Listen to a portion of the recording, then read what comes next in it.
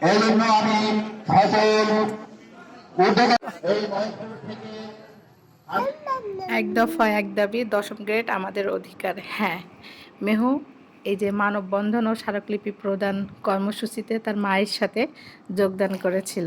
এটি ছিল প্রাইমারি শিক্ষকদের গ্রেড আপ করার একটা কর্মসূচি।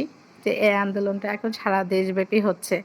তো আমরা গতদিন হচ্ছে উপজেলা পরিষদ মহেশপুর ঝিনাইদহতে আমরা গিয়েছিলাম এই মানববন্ধন কর্মসূচিতে যোগদান করার জন্য এবং স্মারকলিপি প্রদান করার জন্য।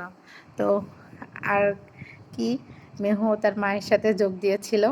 দেখতে পাচ্ছেন সে পতাকা হাতে এখানটায় দাঁড়িয়েছিল। তো আমি এখানে অল্প অল্প কিছু ক্লিপস নেওয়ার চেষ্টা করছিলাম। 300 টাকার তামাশা ভেঙে দাও, গুড়িয়ে দাও, এইখানটায় আছে। এই যে আমার কলিগ মিস্টার স্যার, তারপরে এখানে আমার আরও অনেক ব্যাচমেট আছে। তো প্রাথমিক শিক্ষকদের দশম গ্রেড বাস্তবায়নের দাবিতে আমরা এখানে সবাই স্বতঃস্ফূর্তভাবে অংশগ্রহণ করেছিলাম। আমি সব কিছু ভিডিও করতে পারিনি, অল্প কিছু নিয়েছিলাম। আর এটি মূলত মেহেরাকে দেখানোর উদ্দেশ্যে।